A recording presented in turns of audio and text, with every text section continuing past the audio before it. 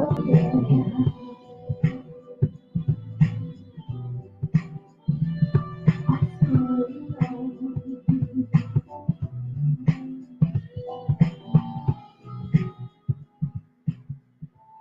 Black History Month to you. This is Katie Lowe, and welcome to Rhythm Flow Radio live stream. And today is Friday at 5 p.m. And you know what time it is. It's time for a conversation with Brother Raymond. And you know, Brother Raymond, it ain't no joke. You know, he's an author and he's an activist. And you know what an activist is about. They shoot it from the hip and they tell it like it is. Okay? They do not shortchange you. Today is Black History Month, and let me tell you, I discovered that there is only one race, and that is the human race. I discovered that the term race was created by man, not by God, but by man, because when God created us, he created us all equal. He only created humans. And if you don't believe me, you can check me. Because when I say something like that, baby, you can take that to the bank and deposit it. And if you don't believe me, I want you to check it out. God did not create all of this misconception. Race was created for racism. Race was created as a way to divide us. We are one, as Frankie Beverly would say, we are one. And world, until we can wake up and treat and respect and love each other as one, we are always going to have a problem. And without further ado, I bring you the man of the hour, none other than that author activist himself, Brother Raymond. Good evening, ladies and gentlemen. Welcome to a special edition of A Conversation with Brother Raymond. I'm your host. As always, before we get into anything, we got to give honor and praise to our Lord and Savior. Heavenly Father, we come to you thanking you for allowing us to wake up in our right frame of mind and allowing us to see another day. We pray that you keep us guided, grounded, and mentally focused on the things that you want us to achieve. We pray all these things in your mighty, magnificent Son, Jesus' name. Amen. Amen, ladies and gentlemen. Thank you again for coming to a show, a conversation with Brother Ray. Thank you for coming in. Y'all see I got my specs on, y'all. Hold on. Got my specs on.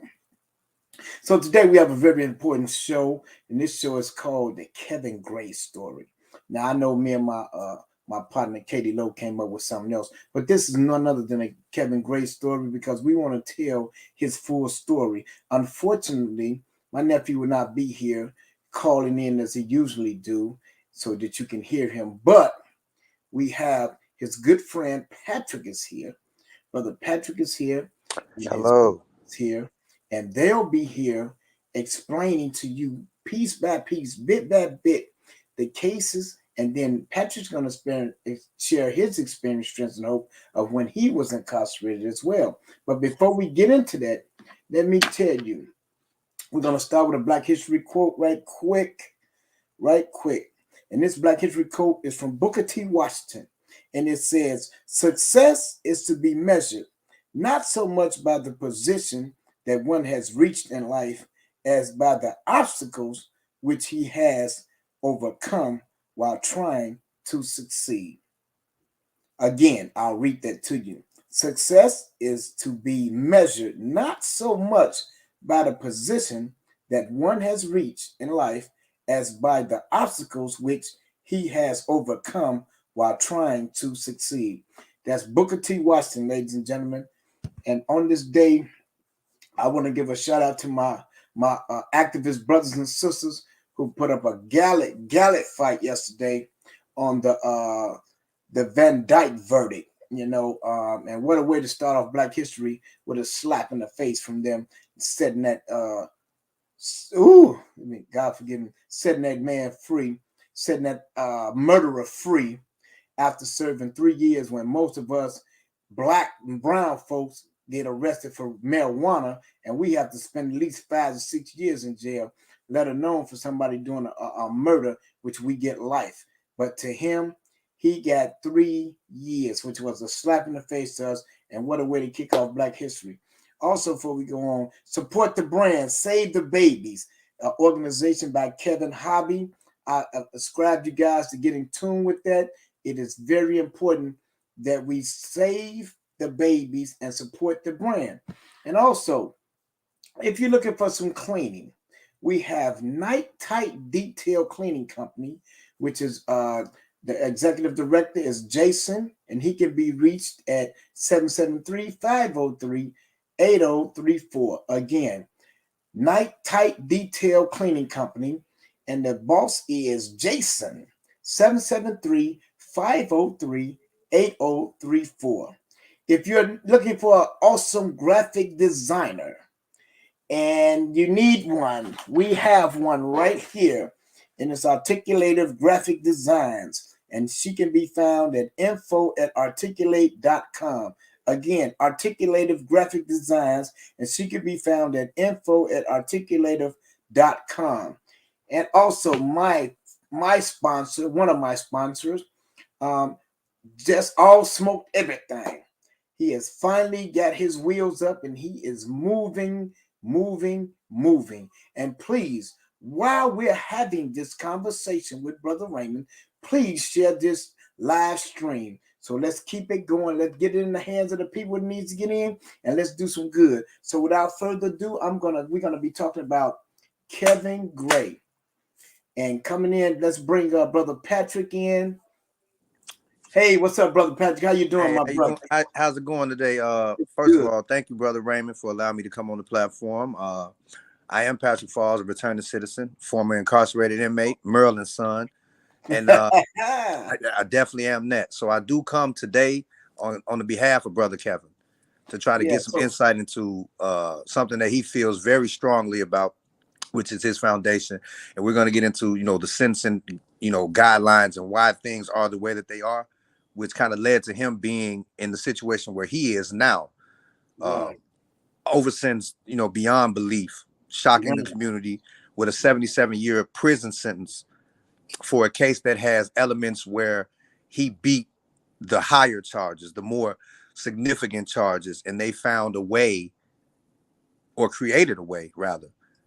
Say that. Yeah, because that's what they do. They create ways to make the things that they wish to have upon us become real.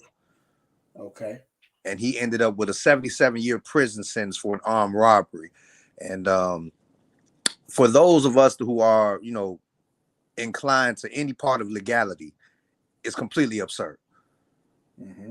It's completely absurd. But as we get more and more into the conversation and the questions and some of the answers, we'll realize that this wasn't an accident to where Kevin ended up and where I ended up in the same situation and predicament as other young Black males, young underprivileged males, some, different cultural aspects that lead to why things are the way that they are. And it's completely by design. So we're going to get into that, and we're going to speak on behalf of a lot of those things and try to get people to understand, most importantly, that this was not an accident. Okay, and that's what we want to talk about, because as you already know, I've been fighting with Kevin and the family for so long. Yes, sir. And we've been trying to bring justice where justice needs to be. And not only that, I'm a part of restorative justice because I too am a returning citizen. Yes, and sir. I have become productive. So we giving back what was so freely given us, which is love. And so on this show, we're going to talk about Kevin Gray. And we're going to talk about Brother Patrick. He's going to share his experience, strength, and hope, as he was from the inside, as we talked about, ladies and gentlemen, as we've been doing the series on the inside. So he's going to give you something from the inside and the outside. Yes, sir. Excuse me. And we'll also have Sister Wendy, Kevin's mother. She'll be on the show in a little while as well, in order to help us as well. So, peace, fam. HBH 365. Okay, man. Well, let's get it. So without further ado, let's get into it, man. Let's get right to it, Pat. We ain't gonna waste not 1 minute on this, because it's too precious of a commodity in order for us to be waiting. So when I was first introduced to this case by his mother, Wendy. She told me that her son was incarcerated for attempted and 2 aggravated assaults, Yes, sir. and that he beat the attempt, but was found convicted of the 2 assaults to the tune of 77 years. And when I heard that, it's like my ears went deaf. I was like, oh my God, what? She said, Brother Raymond, would you help me? I said, yes, ma'am. And ever since then, I've took on the crusade to help free Kevin Gray and take on this, not only Kevin Gray, but we have to free a lot of our brothers, but more particularly, he was the first one that I met and which had such a horrendous case. Because we were talking about, we're not talking about the crime, we No. were talking about the extensive time. Yeah. We never said that he did a rose garden, but we're saying to the tune of 77 years, in which when you look at it right now today, perfect prime example of the color of our skin, right? Van Dyke, Yes, sir. killed Laquan McDonald, shot him 18 times, and not only did he shoot him, he reloaded and shot him some more. Mm-hmm. And then they give him a slap on the wrist and give him 3 years. He probably still got his pension and everything low key. We don't know, but we talk about the privilege. So we're saying it's an outrage and it's unconstitutional for a brother to get that many years for 2 aggravated assaults.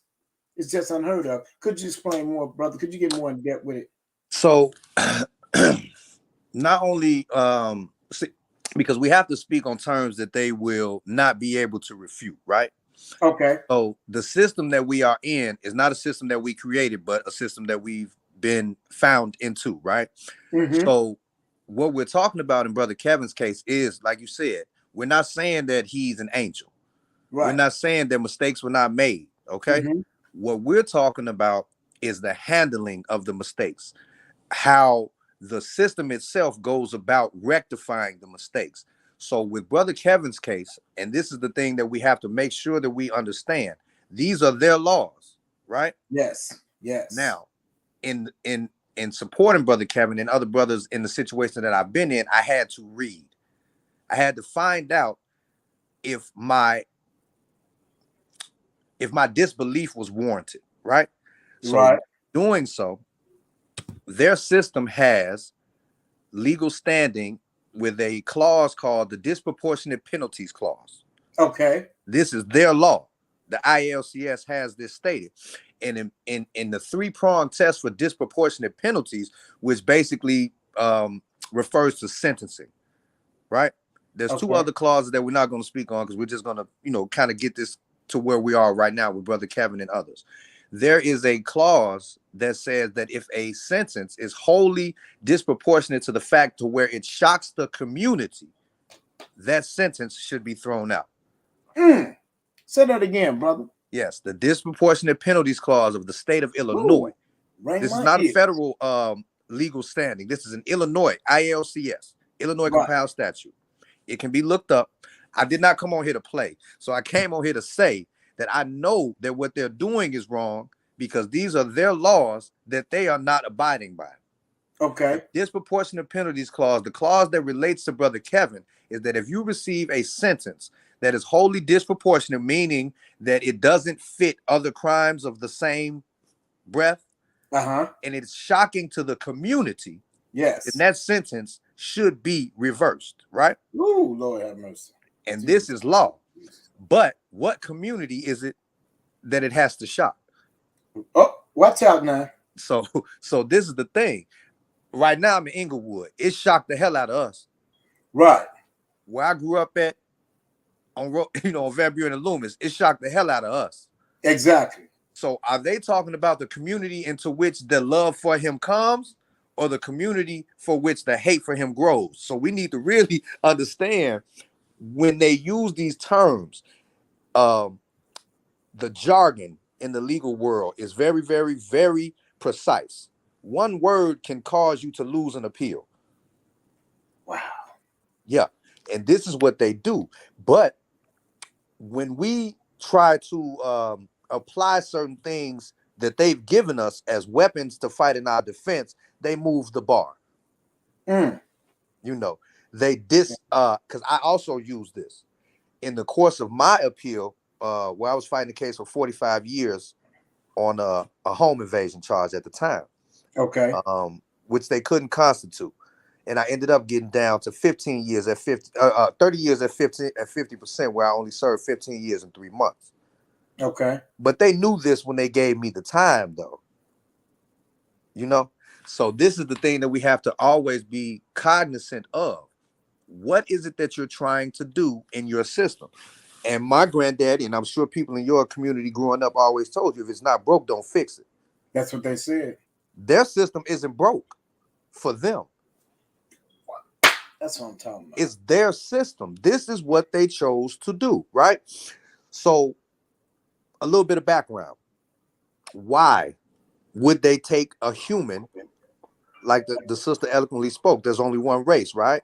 Right. So why would they take a human of this human race and do him so differently than they would do another human? Hey, Wendy. All hey, right. Ma. So we got to do a little background on this. And I just try to bring everybody up to, you know, just a crash course in what the Department of Corrections and the criminal justice system is and what it does. Okay. So in the early 1980s, the state of Illinois had 4 prisons. Right. Stateville, Menard, Pontiac, and Joliet. These 4 prisons were not fully populated by inmates or convicts or whatever, you know, whatever they were calling us at the time. Right.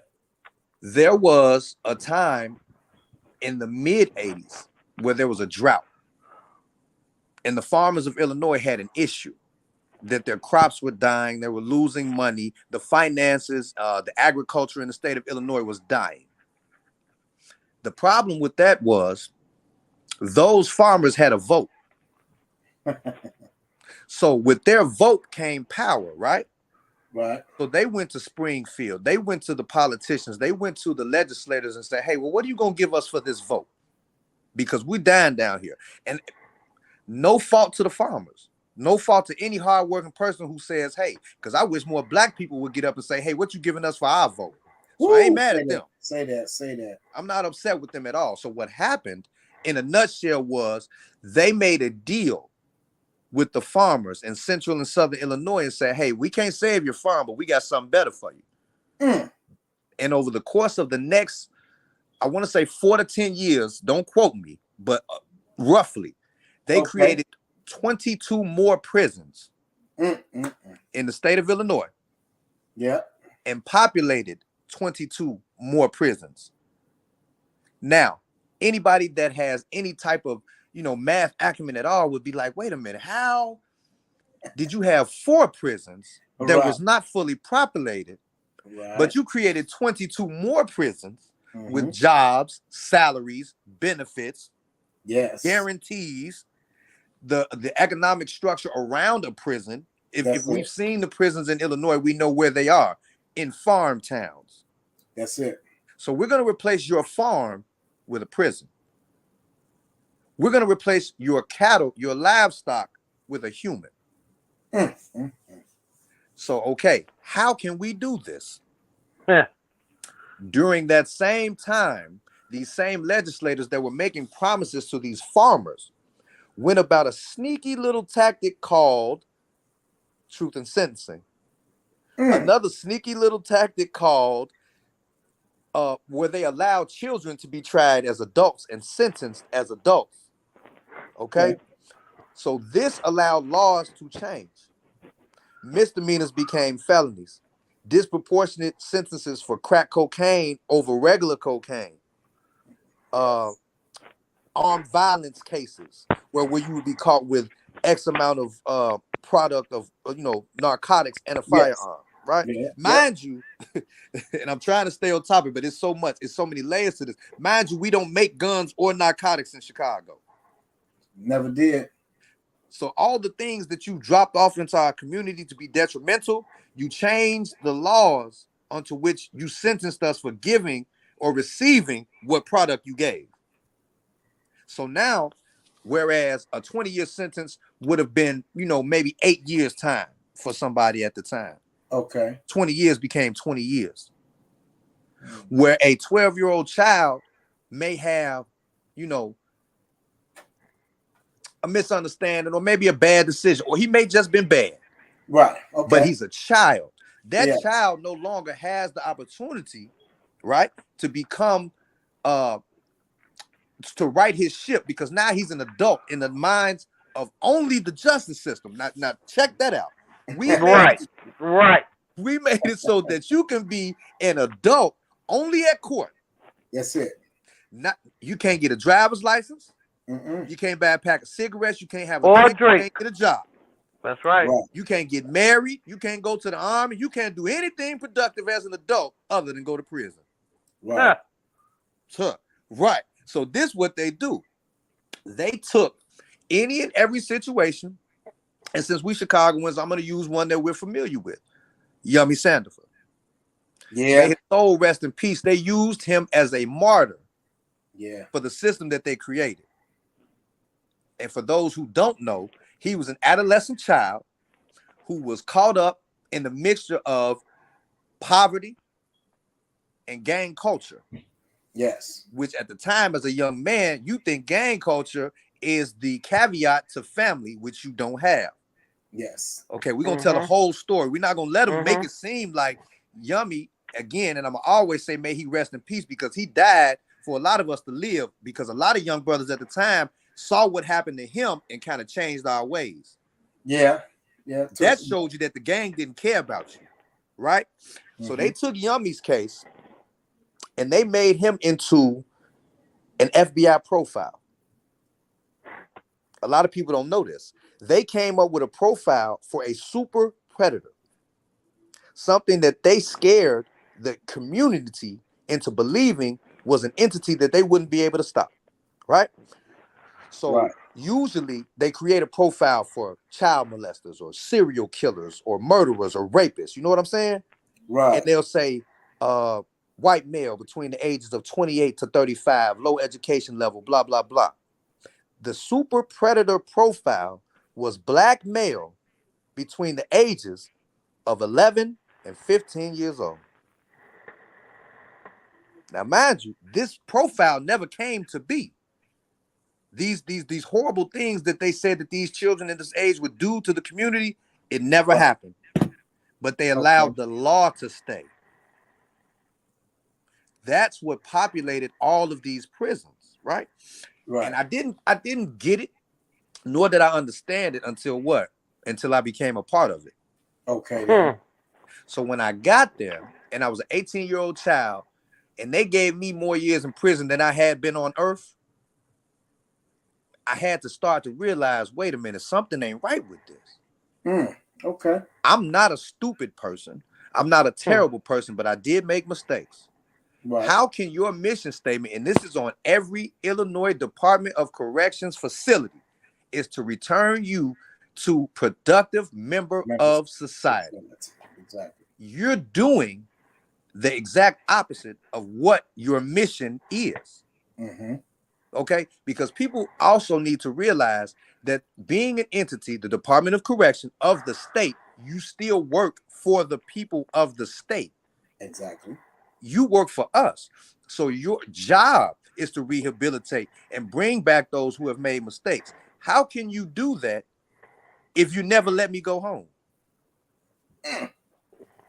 Rehabilitate me for what? So now here comes another question and answer. When you get there, and Brother Raymond, you can speak to this as well. When you get there, the best job in the facility is in the industry. Yes. This isn't a prison industry. This is a community industry. Stateville made furniture. Illinois River makes baked goods. Galesburg makes baked goods. Bernard has a butcher shop. Yes. Right? Where your average butcher would make X amount of dollars per day, per month, per year. The inmate doing the same job of the same quality makes pennies a day. Yes. Yes. Okay. Now we're getting somewhere, right? So now we're starting to realize that this country, especially on a whole and on state levels, never gave up on the idea of slavery because it worked so well. They have always been looking for something because the government never erases, they only replace. Come on, boy. They never erase anything. And again, kudos to them. Y'all figured it out. If you can, as a business, which is what this government is, right? It's a business. That's And it. anybody who That's thinks it. otherwise, and unpopular opinion, I wouldn't give a damn if it was Barack Obama, Saddam Hussein, whoever's sitting in that office. You're not in charge of anything because this company job is to make money. That's it. And to control every worker. Okay, so now we're in prison, and I'm starting to see, damn, these brothers is doing $1,000 job for $5. Yeah. And Yes. these industry goods are not staying in the prison. No. We making furniture in Stateville, and we ain't got a table nowhere in the cell. Where the hell is all these tables going? Exactly. For $800-900 per table that they selling. And they making meat, cutting meat, and it's not fair.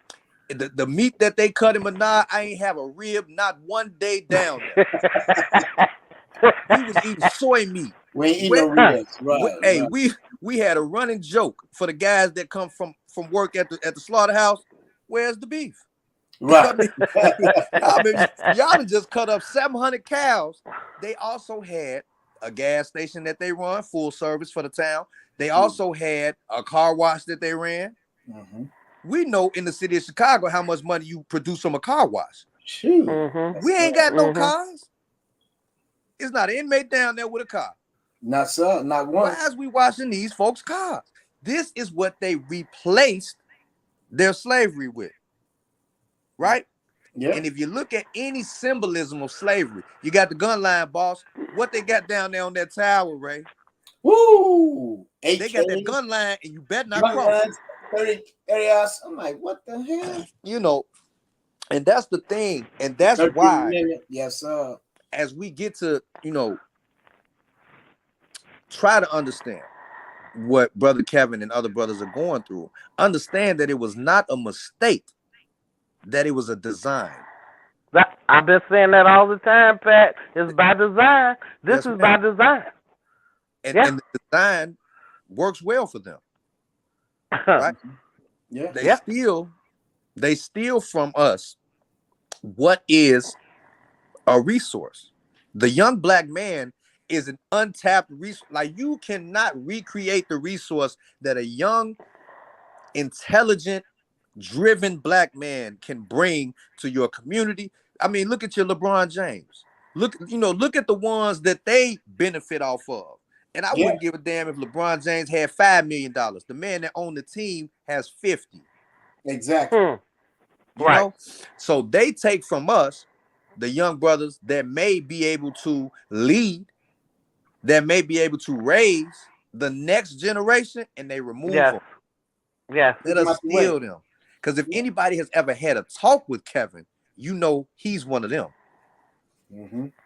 He's one of those brothers that you're going to listen to when he speaks, right? So it scares them when they see, because even when they put us in these counties, they watch us in the fishbowl. Yeah. And they report back, what they see and who's doing what. It scares them how eloquent he speaks. It scares them that people listen to him. It scares them that he's allowed to do what they can. Exactly. So that's why it ended up being the way that it is for us, because they wanted to steal us. They want to take from us what we would normally give to our community and bottle it up. And that's where we ended up. Hey, baby, my daughter just came. So that is why. And there's nothing about a mistake that has happened here. We understand that this was by design. We understand what they're doing. And now it's up to us to actually look at it, identify it, and address it. And that's why I'm so blessed that y'all have allowed me to come on here with y'all, because we're going to do some straightening. Oh, yeah, because I definitely want to get to the truth and the heart of the matter, because a lot of us is uneducated on the law. Some people don't understand. So who better to get it from than people that's been there? You've been there, I've been there. And then now we're finna hear from his mother, who's been fighting this fight for over 15 years. And the injustice and the heartache and the pain that she had to go through and to endure in order just to continue this fight, because it's not easy, ladies and gentlemen. For those of you out there listening, this is not an easy fight, especially for the mother. You know, she's fighting for her child. That's her baby. She's giving everything she got. Whether she win, lose, or draw, she don't give a damn, because she cares only about making sure that her son is well taken care of and well protected. And so when this happens, then she sacrifices a lot that people don't. I can't even constitute what this woman goes through on a daily basis. Yeah. That known on a daily basis. Now we're talking about decade and a half. She's been fighting this fight. Yes. So without further ado, ladies and gentlemen, be mindful and listen to the mother of Kevin Gray. You have the floor, Wendy. Hi, hello everyone. Hello. You said something that kind of wrong with me. You said I'm gonna keep fighting this fight, win, lose, or draw. This is the thing. Let me tell you guys something. Maybe about 5 years in, 7 years in that area, I had, some of my friends, I used to like to go out stepping. I still like it. I used to go out, do things, enjoy myself. It turned to, or got to a point where somebody would ask me, well, what's going on? And the best way that I can explain it to them, all I could say is, I've never had to fight this hard in my life for anything. I said, right now, I'm in the fight of my life. Fighting for my son's life is the fight of my life. Exactly. Amen. And that rang with me when you said that. But listen, you could carry this for so long, physically and mentally. But after that, I carried it about 7, 8 years mentally. But after that, it starts beating you down mentally, beating me down. Mm-hmm. And physically, it started taking toll on me. Okay. I don't go out too much anymore. Not because I don't want to, but when it comes time to going out, I don't even feel like putting on clothes. Right. Really, it's like I'm just living. I mean, I'm just existing. I'm not living. Okay. That's where I am. That's where I am in my life right now. I don't even know who Wendy is no more. I lost her. Okay, She's so gone. let's get to Wendy. Okay, the profession. You drove the bus, correct? Yeah, I worked for CTA for 16 years. 16. 16 and I retired. Mm-hmm. And you retired? Yeah, and then I got another job, and I've been working jobs here and there. But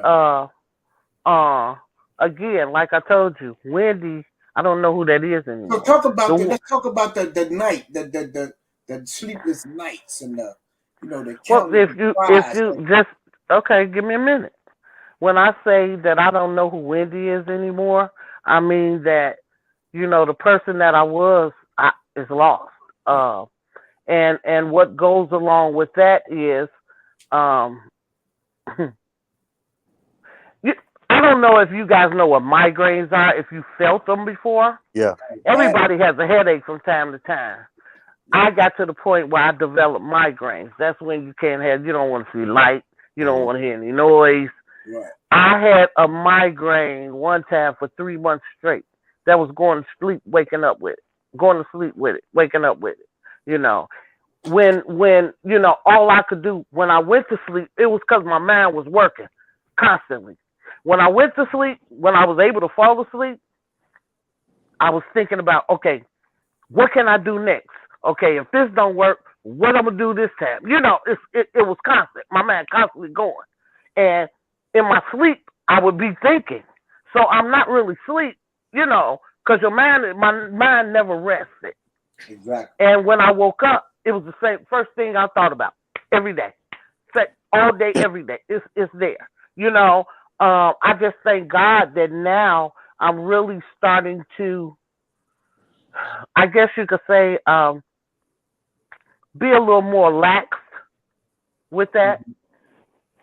Excuse me, but after 15 years, I guess you'd learn how to handle anything, won't you? Yes, You know. Yeah. definitely. Yeah.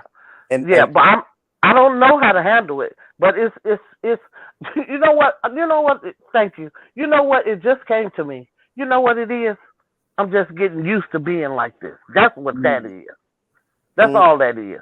But guess what? It ain't gonna be for long. Yeah. Because my son is coming home. Right. Yeah. And My that's son is coming home. That's one of the things we talk about. Yeah. And his mentality. The thing I love about Kevin is Kevin has a fighter's mentality that he don't know nothing about quit. And so with that, and then educating oneself when you're up against it, because we can't fight nothing that we don't know nothing about. Right. I thank you, Patrick. Hold on 1 minute, Wendy.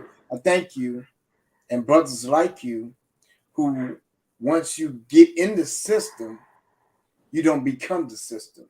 No. You study the system in order to free yourself and reach back and free others.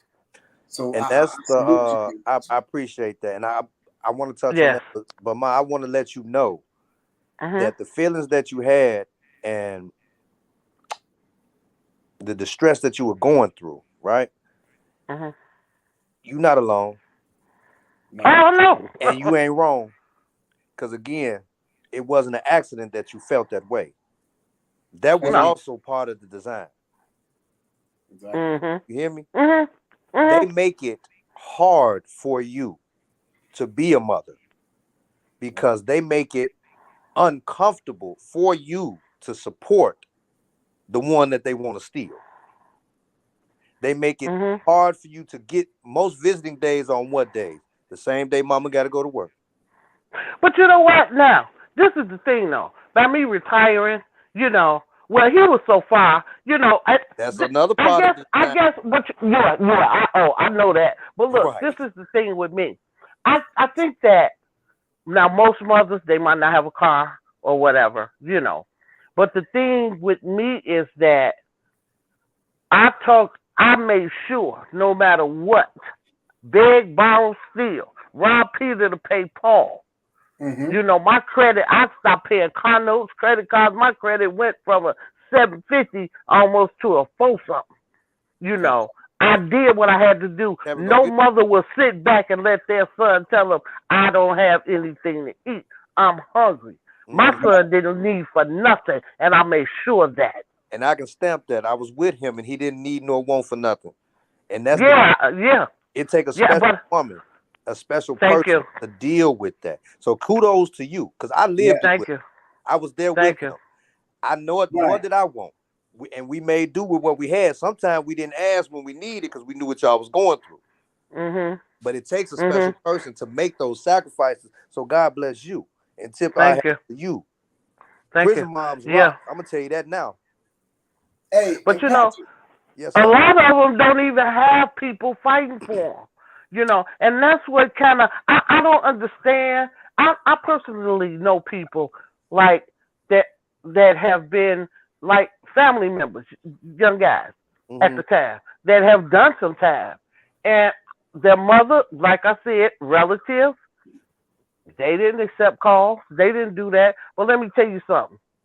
I brought mine in here, and I'm gonna make sure they okay. But you got to realize my responsibility first. That's part of the design, right? Because remember back then in them consolidated days, them phone calls was $10 a piece.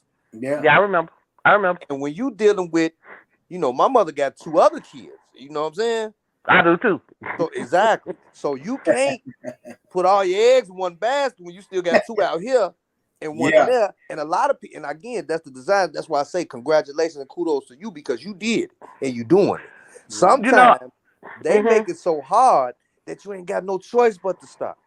Yeah. No. I look, like I said, y'all talk about, and this is not a a pat on my back, and I'm not trying to, you know, I'll put a be feather damned. in my cap. Wait, but what I'm finna say is that I don't care what I had to do. Mm-hmm. Do you understand me? Yeah. None of mine ain't finna need for nothing if I can help it. And I mean that. Well, that's a mother's love. And I did it. And I did it. And you're still doing You know. it. And you doing And it. I'm still doing it. Yeah. And that's a beautiful thing. And that's what I'm talking And about. I'm still doing it. And you But should now, you know, it's getting a little lighter because he's coming up with all of these things to do.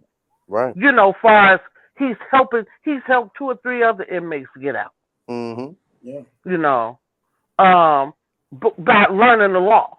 You got to learn itself, the law. You know, but a lot of them don't. A lot of them don't. And I just thank God that I've instilled in him, because one thing I told him when he first went down, I said, let me tell you something. They're going to try to break you, baby. Mm-hmm. This is designed to break you, but one thing they can't take from you is your dreams and your thoughts. Okay. And you keep them. Don't let nobody take that from you. Right. Right. From day one, when my son got that 77 years, he sat there in that courtroom. He got up and walked out. I was looking at him to see his reaction because it tore me up on the inside. I was dying on the inside, but I was looking at him, but you couldn't tell I was just sitting next to him, you know, and I was looking at him. He got up and he walked out, but when I talked to him on the phone, he said, Ma, don't you know when that judge said that, my heart hit my feet. Mm-hmm. Yeah. But it hit mine too. But this is the thing. All through those years, and Ray, you can attest to this, Raymond has been with me in this battle for about, 7 years, Ray? Something like that? Something like that. 7, 8 years? Yeah. Every time he talks to Kevin, is he in good spirits? Oh, yeah. Yeah. All the time, from day one, he keeps me going. Yeah. He at home and he at home. And that's In what his mind. that's what I'm going to transition to with Patrick, because I want to hear about it. How was it, Patrick? You been in there with the man himself. How was that experience with you and Kevin? I can tell you this now. He super talented brother, I swear. He kept us going a lot of nights when we was doing them 6-month lockdowns. Yeah. What was he doing, rapping? Yes, ma'am. He was rapping? Yes, ma'am. Okay. No, he was. And you know, the raps would be based on what we was going through. Mm-hmm. He was telling our story to us in a way that we had to listen. And it was one of them things like, again, this parallel slavery so much. He was singing old Negro spirituals for us, and I ain't gonna lie to you. The words that he was using in them raps, it gave us strength. We've been on lockdown 6 months. The walls sweating. It's hot. We ain't got no food. Ain't no visitors coming in. We don't know when we coming out these cells. And he'll hit them bars and bang on that box. And we he will in a minute. We'll be gone. What them people say? We was in the raised boom boom room. I remember that. I can say he would beat some. His knuckles would be bleeding. Yeah. Now you know I'm not lying, Pat. And I know it. That was the thing, man. Like we came into that situation as children. We was 18, 19, 20. Yeah, he was just 20. Boys. Yeah, he was 23. Yeah, and that's young. That's I got a kid. to Stateville, I was 19. I think I weighed $135. So quick. Getting off the bus, it's guys in there lifting the yard. You hear me? They lifting they picking up the basketball rims. Yeah. And I was like, well, damn.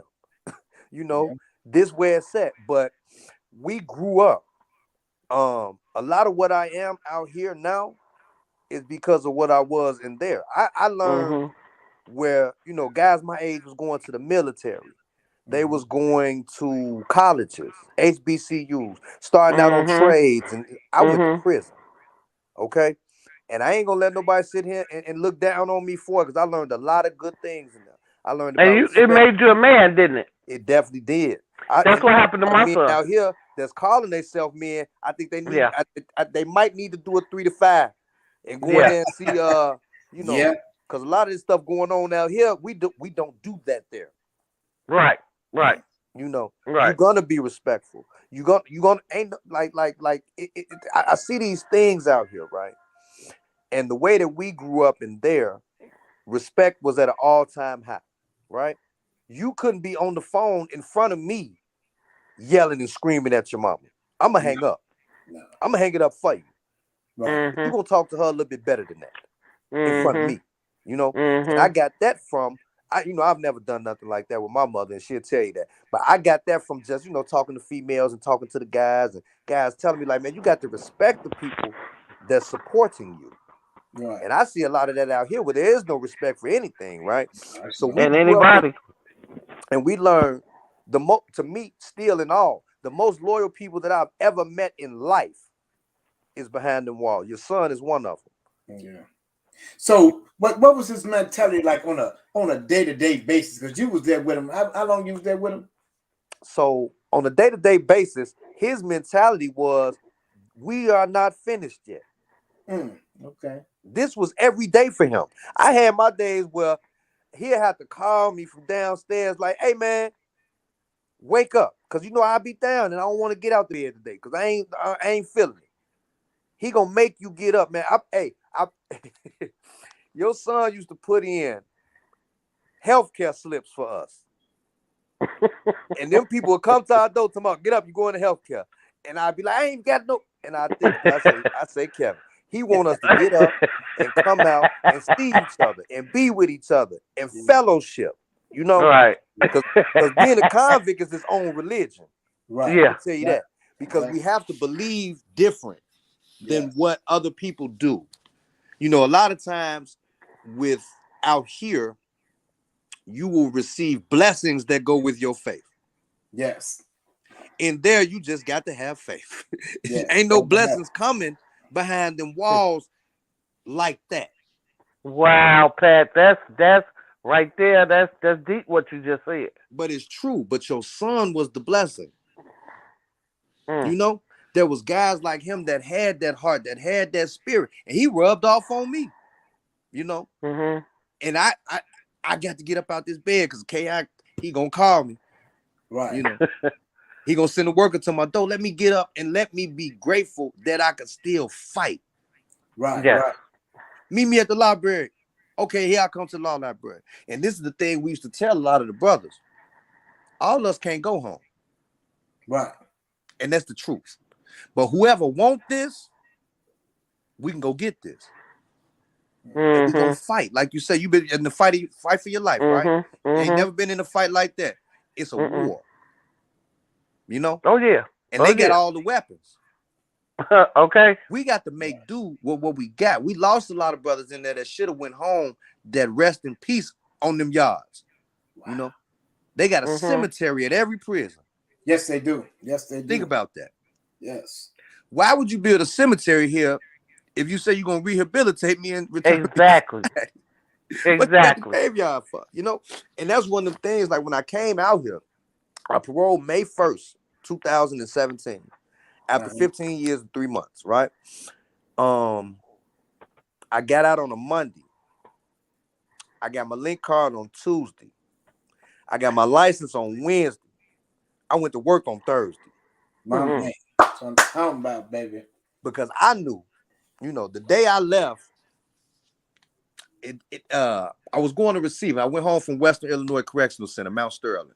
Okay. And they had been trying to phase a lot of us maximum inmates down to the medium joints, right?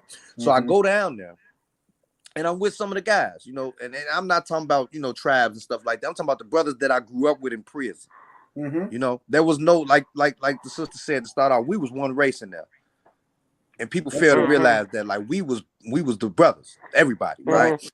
And when they called my name to go to receiving, right? When they called my name to go to receiving, I ain't never heard nobody hit their door so loud, stomp their box so loud, clap their hands so loud and cheer for me. Right. I never graduated from nothing out here. I never walked across the stage and had nobody cheer for me. Them brothers cheered for me, man. Amen. To go home, Yeah. Pat, because they knew what I did and what I became while I was in there and what I went through. You know, because I didn't toe the line. I crossed it for what we had to do, and they knew, you know, that I was gonna be one of them forever. I'm still him. Like, I ain't left nowhere. My phone ring every day. My JPay go every week. You know, I get it done. And they made that rockets for me. And the police couldn't even say nothing because they knew who I was and they knew what was happening. After all these years, he's going home. Right. And I ain't gonna lie, I made it to the walk. And I couldn't hold, I broke down, right? You know, That's it. That's it. I fell out, man, because I had to realize. What's the walk? Huh? Wow. What's the walk? I'm sorry, somebody called my phone. Oh, okay, so the walk is, you know, basically the blocks that connect all of the cell houses and the chow halls and all of that together. It's just a path that you can go. It's just a walkway. And I made it to the walk, and I had my property, and I was waiting on them to click the gate to let me out, and I just had to let it out, man. I had to cry. That was I cried happy tears, I cried sad tears, because I had to realize it was two things happening. I was regaining what they call freedom. We'll talk about that on another show. But I was also leaving some people that I love with all my heart. Yes. And I had to remember what I told them. We can't all go home. That's it. And I had to realize that some of my best friends I would never see again. Yeah. And it hurt. Yes. Because that's how loyal we were to each other there. That's how the system put us together to be what we become. And I'm going to tell you, that's the part they didn't intend on. No, they didn't. They didn't think they was going to create a monster. Right. I got out that prison and I said, I'm getting up today and I'm finna do this for Kevin. I'm finna do this for Frog. I'm finna do this for Twin. I'm finna do this for Lil Ward. And like I told you, I got up and got on my business. I got out on a Monday. I went to work on Thursday. That's it, baby. And when I went to work, I stayed at work. Right. You feel me? And now 5 years later, I'm a digital print operator. That's what I'm talking about, man. I learned it on the fly. Yeah. Because I knew I can't let them down because I got out and they didn't. Right. I can't just let them, I can't fail on them like that. I can fail for me. Right. I'm cool letting myself down, but man, if I came out here and I didn't try my hardest for them people. Right.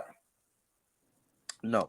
So that's the thing, and that's what it is, and that's what we're trying to get a lot of them brothers to, where they can get here, and that's why I'm trying to get back inside. Y'all ain't never seen nobody trying to get into prison like I'm trying to get into prison right now. I'm trying to get in there because I want to show them me. Right. I want them to see me. It's me. It's not some guy, you know. Yeah, I know. You know, it's me. Can't do that when we was there. This little Pat from Nine Gallery, from Five Gallery, from E House, from West House, from from Pontiac. This me. That's it. And I'm here. And I can, and I'm not just telling you can do it. You looking at me and I'm doing it. In the flesh. Look at Brother Raymond. This man, people don't know. No, they don't know. They really don't know. But you know, that's another thing that I love about it in the movement, because I dedicate the movement, you know, to, when I told God, I dedicate to save as many lives I can save, and in their capacity, bro. And so when they see me, I want them to see them. See yourself through me. If I can stand right here, and I've been incarcerated 6 times, I've been in county so much they knew me by name. What's up, Lil Ray? How long you staying this time? Right. And now for them to see me transfer and transition, shall I say, from that until being a productive member of society and giving back. And so this is what I'm talking about. And then not only that, also let them see your light, and your light is shining. Like Kevin, his light shines through me. It shines through his mother. It shines through you, because all the people that he's connected with, about him.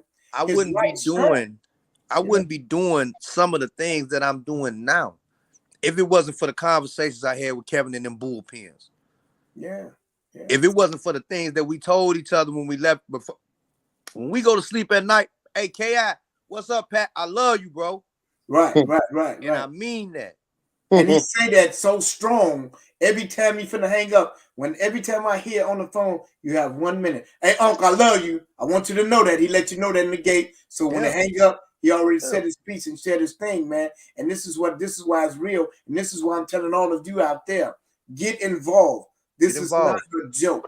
This is real. They are channeling our people and our children, your children, my children, into this penal system. And it's modern day slavery. It is. People don't even understand that, because I had to work.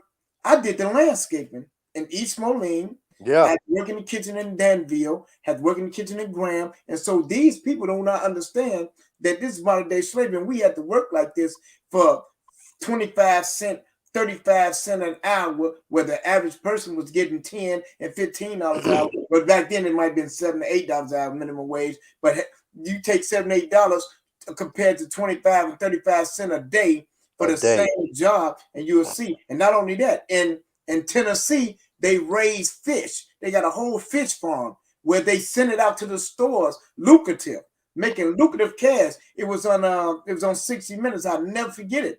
You know, and then in Stateville, remember in Stateville, they was making the leather belts, and the jeans and all that, tailor shop and all that, and people, we wasn't getting paid for that. That was hard slave labor. And I can remember, and then let's talk about this, Pat, about them chumps, how they get down on us, how them guards used to get down on us so wicked to the point where we had to all band together or we was gonna die. We said we ain't down alone, we're gonna band together. If we gonna die, some of them gonna die too. And that's where the warden and the politicians have to get in, because we let them know, no, we ain't going. We ain't for nothing. Ain't nobody else hitting us with another stick. Ain't no more water hose, ain't no more smoke screens. We gonna tear it down, and we mean it. And then we don't care, we in this joint, we gonna blow this boy up. And they understood that. And then on the other side that you were talking about as well, the intellectual side, we have so many brothers going to the law library, getting the knowledge, coming back, say, hey, brother, did you know that you was in jail? You've been in jail too long? You'd be like, what you mean? Due to this law and this law, this you can get you home. I don't watch brothers send multiple brothers home. Right. So the system, which was designed to break us, even made us even stronger and more focused and dedicated. And that's why my dedication to the movement is it's all or nothing. So every time every time I get an opportunity to help anybody, people call my phone. I got them from Stateville, Pinckneyville, Menard. I got a couple Danville. I got a couple people from Danville. Then I got people calling me from out of town. Hey man, I heard that you do such and such, and I'm for the people. And so this is what we saying. We got to give back. And so this is the movement that my nephew sparked in me, because I did restorative justice, but when I seen this fight and how hard Kevin was fighting, and he had said some things like, man, Jack, because man, I ain't got a minute on. You told me I ain't got nothing to give up. Okay, let's get it. So now when he hang up the phone, that's my motivation to go and dig and say, okay, let me get with some of these politicians. Like I just called them this morning. That was one of my things to do list early in the morning. So now the Resentencing Act is up. So now they got to play ball to this Resentencing Act. I told Priska, you don't want me to go on TV no more. No. You don't have me going on TV. No. So if this is what you guys want, I'm going to pour a lot of them votes away from you, and I'm going to give returning citizens what we need to do in order for them. We are the most targeted people, and we won't have the most power. So if we demand what we want from them people, they have no other choice but to give it to us. I mean, we spoke about that earlier. But wait a minute. Oh, the Sentencing Act. We Mike can't is hear you, muted. Kayla. I'm sorry. I want to play devil's advocate. I mean, I listen and I love what you're saying. And I know that organization, Brothers Standing Together, is a solid organization. I look at Chicago streets, not only Chicago streets, I see all the chaos that I read in the newspaper. But Chicago is always glorified. Mm-hmm. But you got Mississippi, you got St. Louis, you got New York, you got Texas, and everywhere else where there is a lot of crime. Arkansas. Come on, baby. Arkansas. Yeah. Young folk. But they Young. spotlight in Chicago though. They are, We well, ain't getting the press. That's what we that is. spotlight. Chicago's under the radar because of President Obama. Ever since he ran, we've been under the radar, and we'll always be under there. They'll never take that spotlight off us because we look so good. But anyway, back to what I was saying. Mm-hmm. You all have all of this knowledge. All of this knowledge. You all know that there's a loophole in that 13th Amendment. How are you going to take this knowledge that you have and deal with these young people out here on the street that are falling through the cracks? We gotta do something. We gotta do. No, you're right. And we understand. We got to get them. We need to get them before they fall through the cracks. Instead of giving them a gun, somebody needs to give them a pencil. I'm gonna let you go first, Ray. But the whole thing is, I'm gonna get out and listen. If this is what's happening. They say it starts at home. I get that. Right. Okay. Oh, what the hell? It do starts at home, but at a lot of times what we have to understand is where our parents couldn't reach us, our grandparents could reach us. Right. Or our aunties can reach us. And the way the system is designed today, where they took all the power from the parents and the teachers, and they're giving it to our children because they know they don't know what to do. So they're running rampant. And they out here, and the devil is out there with them. They're running rampant, and the devil right there, and he gobbling them up, gobbling our children up, because on the strength that these people understand that our children don't have a clue. And so they actually are feeding our children to the devil. Right. Okay, wait. And then let me answer. Wait. I gotta stop you there. Patrick Falls. Yes, Your ma'am. daughter just came in a few minutes ago. You spoke to her, right? Yes, ma'am. How are you prepared to keep her from falling through the cracks? Well, first, like I said, I was letting Brother Raymond go first. I listened to what Raymond said. Tell me, even though the system, he's saying that the system is against you, because if you, I guess if you whoop her or spank her or whatever, she called 911 and you could go to jail. You tell me you got a female that just walked in your house. Tell me how you gonna keep her from falling through the cracks. Okay, so what I wanted to do was address your question as you asked it, right? Exactly. How do you stop the children from falling through the cracks? Yeah, exactly. First, you got to separate those that are falling through the cracks and the ones and the ones that are making cracks. Okay, and like I told them grown men in prison, we can't all go home. I'm willing to save mine. I'll sacrifice yours or whoever else's. Because this is the thing, right? Even with cancer, sometimes you got to cut out the cancer to save the body, right? Yeah. So for us to walk around here as if all these kids are the same, that's where we messed up at in the beginning. Exactly. Everybody ain't like, okay, go back to the biblical times, with Jameson. I'm gonna need you to take that upstairs because I can't hear that while I'm doing what I'm doing. Thank you. So what I'm saying is, Noah only took 2 of everything. Ray might, hey, look, Ray, Peanut and them might not be able to go where we going. Exactly. And that's okay. Yeah. If you really want to save something, you got to be willing to lose something. Exactly. I can't let somebody tell me when I'm trying to save mine what to do for theirs. All right. I can't put a cancer in the body to make you feel good. I don't need 3 giraffes. I'm only taking 2.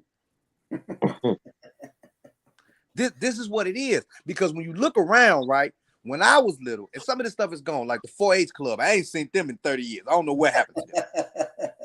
Everybody couldn't go in there. Yeah. When I used to get, we had the Christian bus. They used to come pick us up. They used to pick us up in the village. They used to pick us up in the Henry Horners. They'll pick us up in Rockwell. And they'll take us to the Christian Learning Center. Yes, they did. On Jackson, right? Down there by like Jackson and Campbell, somewhere down there. Mm-hmm. Something like that, right? Everybody can't go. No. When you start letting everybody go, that's when the one come in. He got a little piece of reefer that he stole from his uncle. Yeah. We don't do that here, my boy. But that's when we all started finding out things that we didn't have no business finding out. If I'd have stayed at the gospel center, if they look, I don't want to put nobody on the blast, but if they wouldn't have let Sergio in the gospel center, I wouldn't be here right now. So sometimes you got to be real about what you want. Yeah. You can't say you want to be rich if you don't save no money. Yeah. If we're not willing to isolate what we want and do whatever it takes by any means to get that, we can't say we want it. Exactly. When we was on, like I was telling Raymond earlier, when me and Kevin and and Galloway, Cat79499, when we was all hanging out and doing the things that we was doing, everybody can't come where we at on this yard. Because we ain't playing over here. Right. Mm-hmm. They not finna come on this. If the guys that I was with, and I pray for them every day, and I'm with them right now, they can call me, they can get their money when they need it, whatever I can do. I love them boys. Right. I'm a dab out them. Yeah. In that jail. Ain't no warning shot, ain't none of that. Because we really serious about, when I tell you, I told Kevin, hey, AKI, I love, when I say it at night, I mean it in the morning. Okay, then. So when we come out this cell, you not finna do nothing to him while he's on his fight. He on his way to that law library. I bet you he get there. Yeah. And I'm willing to do whatever it takes to get him there. Good point. Good points. I was telling Brother Raymond, I was in Menard. This was 2013. The brother Gip, one of the old men from out west off Capitol Hill, the brother Gip was sick, right? Yeah. And he was too weak to call for help. Mm. And all the guys that was, flunkies and groupies that carry his commissary back, they acting like they can't hear him now. Because it's after midnight and they want you to be quiet in the penitentiary for some reason. Yeah. I don't know how to be quiet. My mama will tell you that. Ask Pookie if you see her. I ain't never knew how to be quiet. Especially if something wrong. So I got up and I did what I had to do, and they got that brother that help. And the nurse say, shut him up. And I say, excuse me, sweetheart. I don't do the shutting up. I make the noise. Okay? Right. So when I said what I said, but listen though, I'm not Goliath. I'm not no giant. I'm not untouchable. When I said what I said, I knew what they was going to do. Mm-hmm. But I'm ready for that. Exactly. And my Sally got out the bed. He said, Sally, what we doing? I said, no, I'm going to go by myself. But you couldn't be my Sally if you wasn't like me. Exactly. So when they took me where they was taking me, they told me what they was going to do to me. Mm-hmm. And I told them, sister, you're going to need some help. You're going to need some help. Because what you talking about doing to me, you ain't built for that, right? Right. And and one of the officers, whispered to the other one, said what he was going to say. He knew y'all going to need some help. And where you going to go once you do it to me? Because Kevin them still back there. Yeah. Exactly. And this is the type of stick-to-itiveness. This is the type of sacrifice you got to be willing to make. I knew I was finna get beat up. I ain't never knew like I knew that night. Them white boys were finna put their hands on me. Right. But that's all right. Were they gonna beat you? Were they gonna put you in the hole? What were they gonna do? No, they was gonna beat you first. And then put you in the hole. Then you put the hole, right. Because who you gonna tell? Right. So they're gonna beat you because you're trying to get medical help for somebody? Yeah. Because the way I went about it. She was in the healthcare sleep. She was waiting to 3 a.m. to make her rounds. I made them wake her up, so she mad. But the nurse is the wife of the lieutenant. This is how this go. Exactly. So when she mad, she gonna tell his flunkies, what they better do. And if they don't do it, now he's their supervisor. You see, so I knew what I had coming. But Right. if that's what it took for Gift to get to the hospital, come on with the beating. Right. I can handle it. Yeah. And see, that's what we got to do out here with these kids. And that's the same thing I was going to say about when I say I sacrifice my life, as you see me on protests, I'm willing to give my life so that our children can live.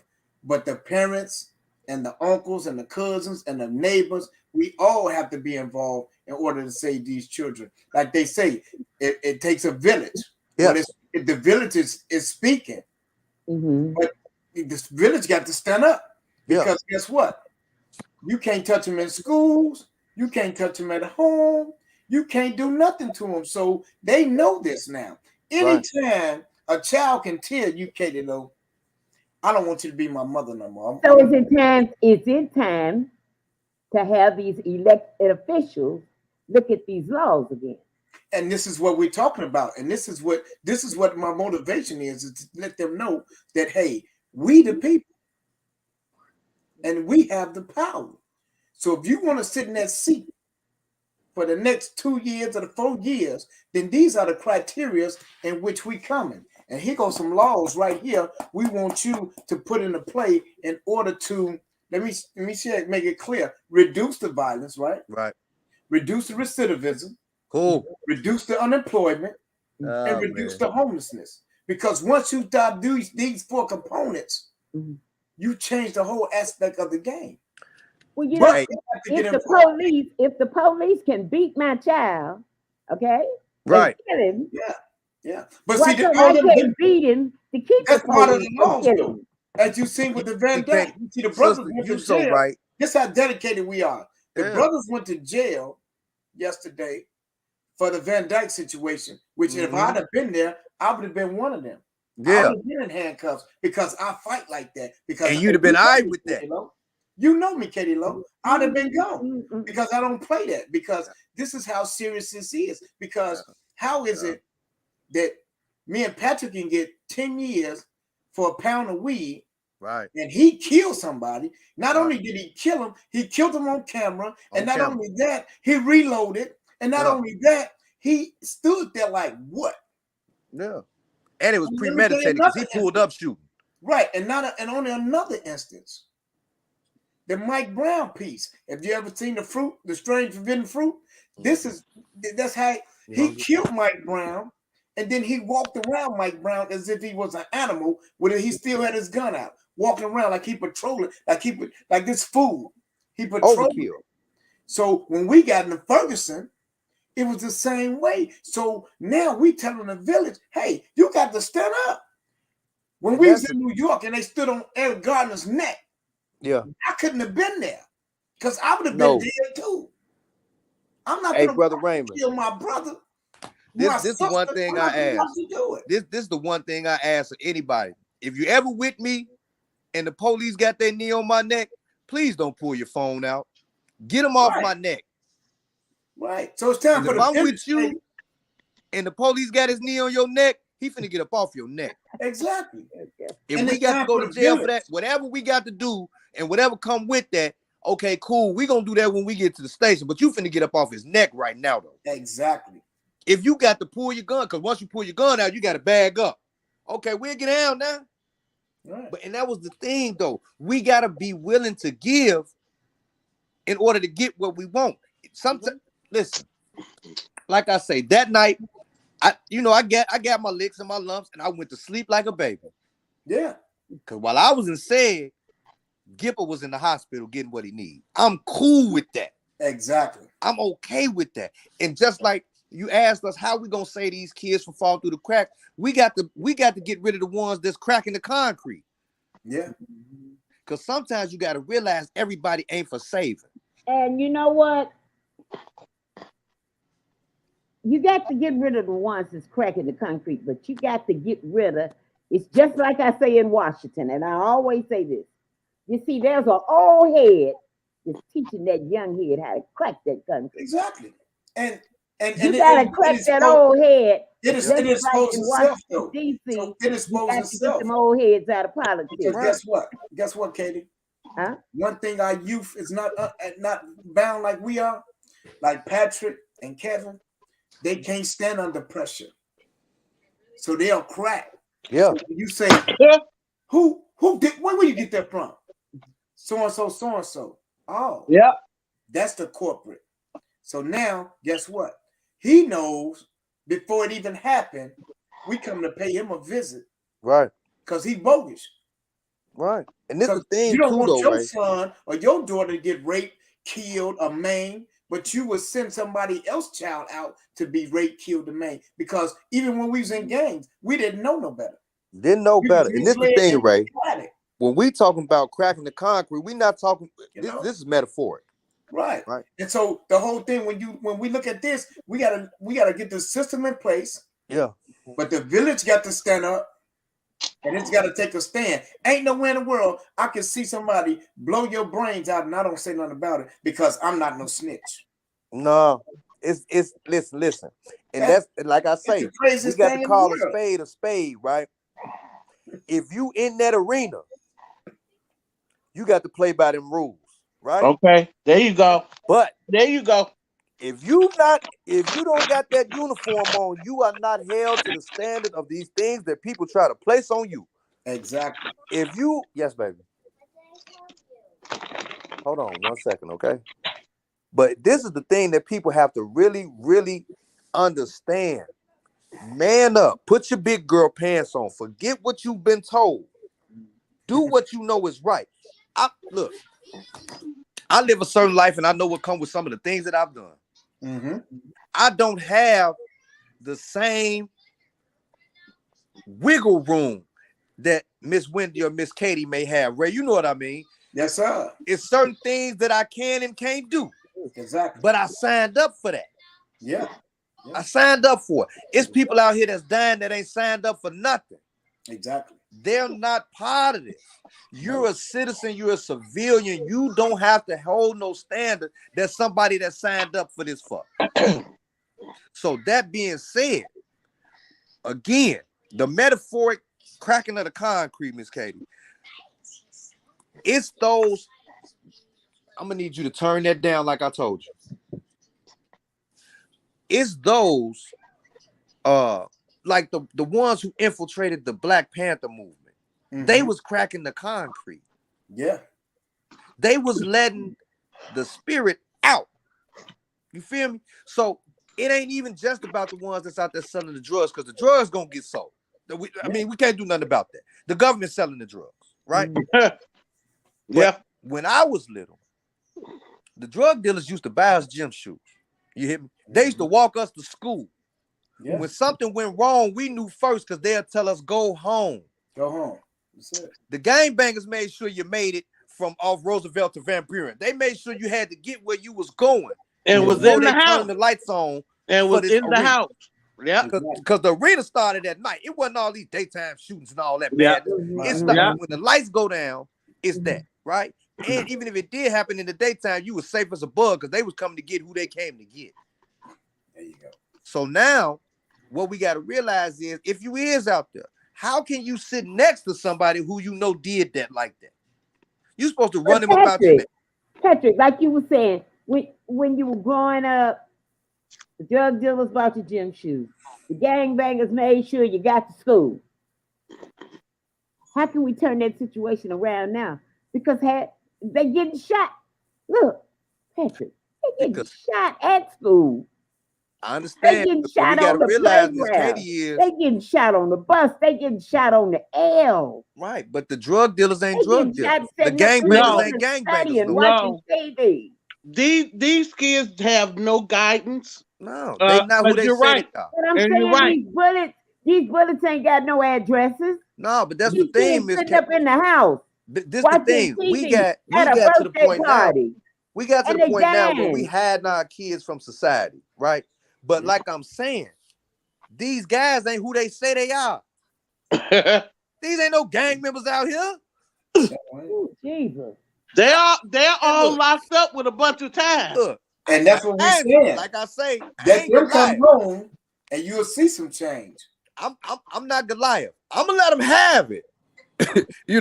because that's what they doing. But you can't out here where they at now in this lunacy that they running with, they winning. So we got to take ours. So you telling me that what I'm? Wait a minute. Now. You I'm listen. Go ahead. Education. I'm gonna whoop you. Listen. A little education is a dangerous thing. All right. Yes, it is. And I know right now I'm a dangerous woman because you just enlightened me. You telling me what's out here ain't real. It ain't. It's because I grew up watching it, right? From the corner, from the block. I seen them. These guys ain't them same type of guys, right? What they are opportunists. They are opportunists because back then couldn't know everybody sell no drugs, couldn't know everybody had no gun. They're taking the poison from the fruit of this tree that this government handing out. You know, they're getting what they're accepting and doing what is intended for them, and they don't get it yet. Exactly, and it's a double-edged sword, Wendy. And like I say, I'm able to humbly walk past these young brothers and let them think they bad, because I know if they put you in my cell, you don't stand a chance.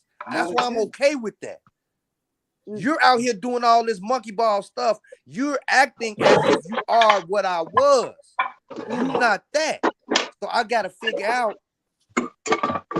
I have to figure out what to do about this. Okay.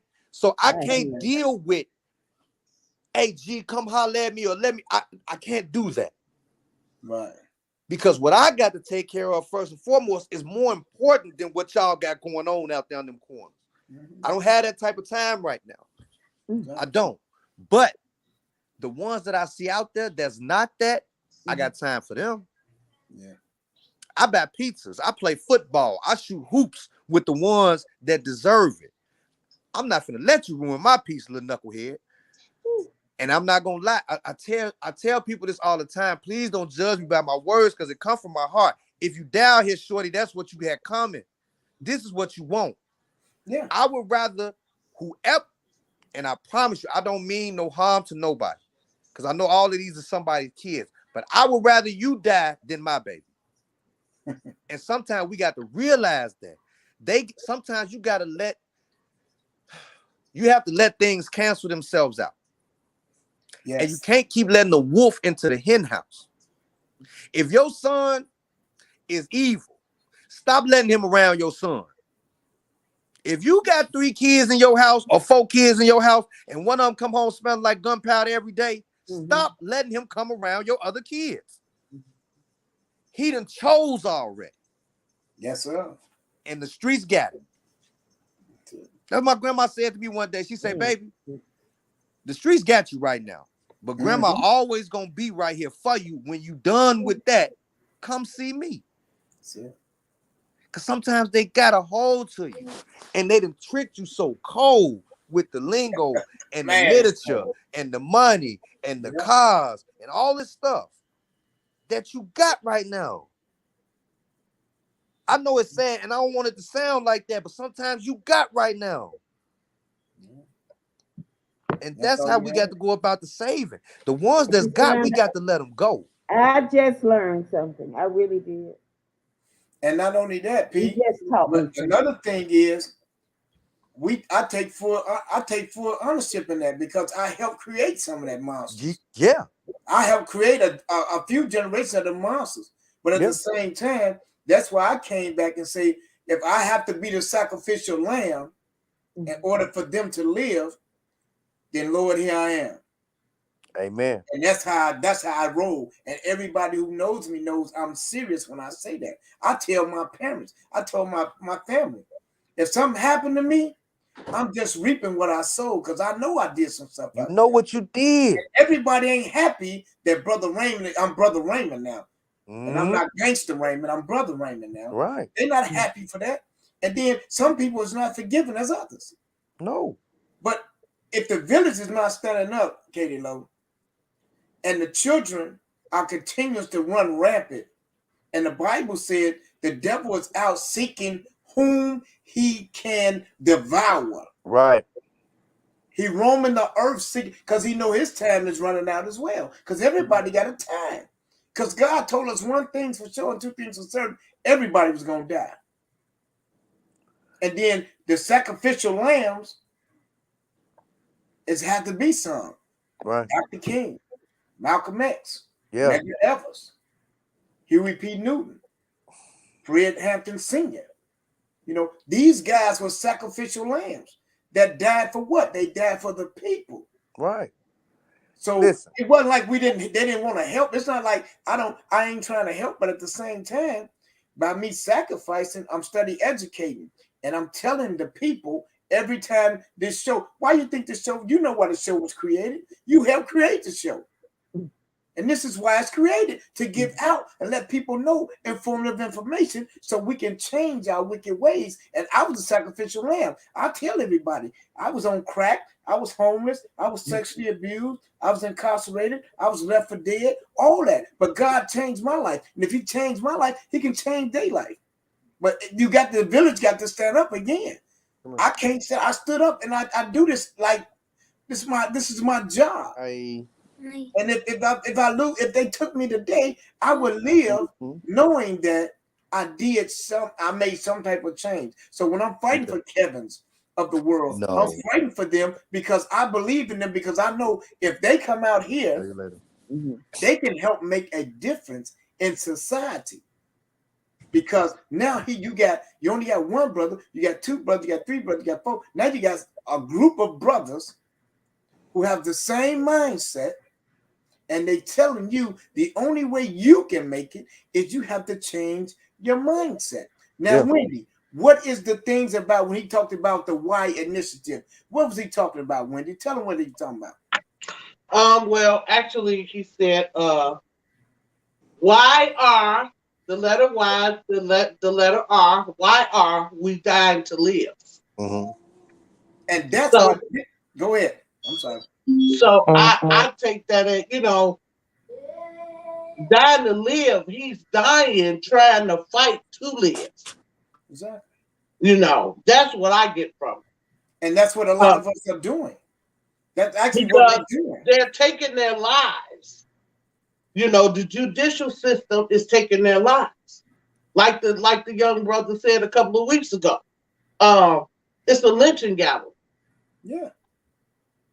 Not only are they shooting, getting, brothers' lives are being taken in the street by police or whomever else, but they are taking young brothers' lives with the stroke of a pen and the bang of a gavel. That's it. That's what they're doing. And that's why they took my son's life like that. And this is why, Katie Lowe, just like that. This is why we got to fight and get them judges. We got to do our homework. We got to change the narrative of these circumstances, situations, because if we don't, it's going to be, they in the program it said nothing changed. So if we don't do what we need to do right now, then nothing's going to change. And that's why I started the movement for Brothers Standing Together. It ain't about me. It's about us. Because guess what? You are a woman. Y'all are queens. So we must protect the queens at all costs, right? So we can't protect the queens if we're not able to. If we're not properly prepared, we can't do it. You can't protect the queens if you locked up in a penitentiary somewhere either. And again, just like Pat was saying, it's all by design. That's the plan. They know. That's the plan. So they know this. Like this. So we got to do more, and like I sympathize with what you're saying, Kalo, because I know it's coming from your heart. But at the same time, when the village is quiet, I need you to be quiet. Then the captors, another sound, are making. Listen, I was watching a movie the other day, old Western, and it was saying, you know who run this town, you know what he gonna do to you, and if you don't do this and that, and everybody was so afraid that they bowed to this man, right? And this is what the government is trying to do to us. They're trying to make us bow. Right now at Ukraine, between Ukraine and the Soviet Union, There's over 4,000 troops right now. Ain't nobody even talking about it. That's another show. That's another show. But I'm just saying, I'm using that as an Yeah, example. you're right, but that's another show. That's another show. It's bad because guess what? You're gonna stand up, like they said in the street. If you're gonna get down or you're gonna lay down. That's how it goes. So okay, y'all, we gotta bring this thing to a close. I want everybody to have one thing in the closing moment. Well, you know, I'm gonna tell you something. This has been a great show, and I truly thank you, Patrick Falls, for the education. I ain't going nowhere. Pat'll be here 2 weeks from now. I'm gonna tell you what would really be smart. I can't tell you what to do, but if you would bring this back next Friday for a part 2. I'm trying to see. Listen, I'm just flipping that. No, I'm trying to send it around because I want my nephew to be able to be on this TV. That's what I'm saying. If you could do this in a part 2, because we do part 2. This is just this is Black History Month. This is just the icebreaker, because I listened to what Patrick said. Patrick said they're all in. They all in prison. Yeah. These ain't the same people. These are opportunists. Oh. No, they not. I'm not even saying that I'm one of them guys. You said, hey, I play ball with them, but I know, in so many words, I know how to stay in my place. Right. But I know where I can win at. So when you said that, a light bulb went off in my head, and I never looked at it that way. Okay, come on, y'all, give me these closing words. Give me these closing words. We're gonna start with Patrick. We're gonna do Wendy. Then we're gonna come up to that author and activist, Brother Raymond. Just based off what we talked about today. In closing, I'm gonna say this: if you really want something, be ready to give up more than you ask for. Because that's what it's gonna take. I love it. Come on, Wendy Thomas, talk to me. Can she hear me? Y'all talking to me? Yeah, come on. I can't hardly hear you. Every time my phone rings, I lose sound. We're gonna put you on airplane mode next time. So you know what? I don't have to say nothing. I'll wait till next time. Okay, Wendy, listen. It was a pleasure that you took your time out this evening to come and be in the live stream. And it's a pleasure meeting you. I look forward to seeing you next Friday. But go ahead. Listen to the show again, Wendy. So, in the closing moments, and this is from Will Smith, I think there's a certain delusional quality that all successful people have to have, to believe that something different than what has happened for the past 50 million years can happen. Being realistic is the most commonly traveled road to mediocrity. What's the point of being a realist? It's unrealistic to walk into a room, flip a switch, and have light come on. But fortunately, Edison didn't think so. So, in other words, you got to believe. Yeah. Because if you don't believe, then you ain't going to be able to achieve anything. And the vicious cycle in which we are facing will continue to go on. And before I go, I got to give a shout out to Astro Flea, my nephew and them. They won a contest.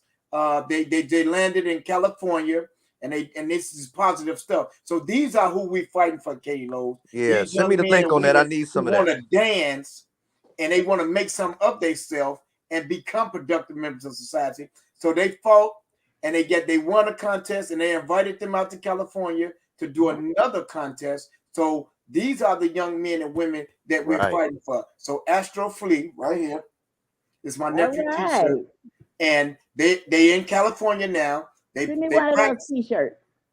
Huh? Send me one of those T-shirts. All right. So they're practicing right now, and they're preparing for the next stage. And this is some young group. My nephew don't get no grants, so he took another. he took a bite out of his uncles. He didn't wait for people. He created Astro Fleet off a vision that he seen. All right. That's And all my right there. nephew is about 260, and the boy is so light on his feet. You would, I'm gonna send you some, and you'll see. He fought. He said, "I gotta do something. I'm tired of our young brothers dying, so I'm gonna do something." He got a studio on 87, and they practice and they go out and compete, and they be winning little contests and stuff like that. And be it my organization is gonna be donating to their organization to build them up, and we'll be giving talks like Patrick and myself and others, and letting them know it's okay to dance. You ain't got to be out there with a AK. You ain't got to be out there with no stendo and no clips. You ain't got to be out there. Your dancing is going to inspire more people than you shooting. Yeah, for sure. All right. Listen. My contribution and my closing words. This is Black History Month. My contribution is the first, I guess you could call it the first track. I can't play the song, but I can read the lyrics. Go ahead. It's called Strange Fruit by Billie Holiday. Okay, yes, sir. Southern trees bear strange fruit. Blood on the leaves and blood at the root. Black bodies swinging in the southern breeze. Mm-hmm. Strange fruit hanging from the popular trees. Yes. Pastoral scenes of the gallant South. The budging eyes and the twisted mouth. Mm-hmm. Sweet magnolias, sweet and fresh. Then the sudden smell of the burning flesh. Mm-hmm. Here is a fruit for the crows to pluck, for the rain to gather, for the wind to suck, Yes. for the sun to rot, for the tree to drop. Here is a strange fruit and a bitter crop. Billie Holiday, strange fruit. Yeah. Beautiful. Shout out to my queen, Nicole, for putting up with me. You know, the queen puts up with me. She makes All sure right, I'm here y'all, every listen. Friday. And What's she get it. going on? She What's come in and going clean it on? up. Get We on your will show, see man. Do what you. you do. We will see you. Go ahead while I get this together. We will And so, see you next week. yeah, we're right next here. week, same time. If You I know, had to get this, come on in here. and that you all understand, you have been in tune with a conversation with Brother Raymond. Until next week, I wish you number peace, prosperity, and remember, I'm Black and I'm proud, and you should be Black. If you're Black, you should also be proud. Unapologetically, at all. Unapologetically, unashamedly. Yeah, none of that. Love y'all. Peace. What's going on, y'all? Happy Black History Month. A conversation with Brother Raymond. Tune in next Friday at 5, right here on Meta, Facebook Live, and YouTube, with none other than that author and activist, Brother Raymond. We say peace out and good night. Good night.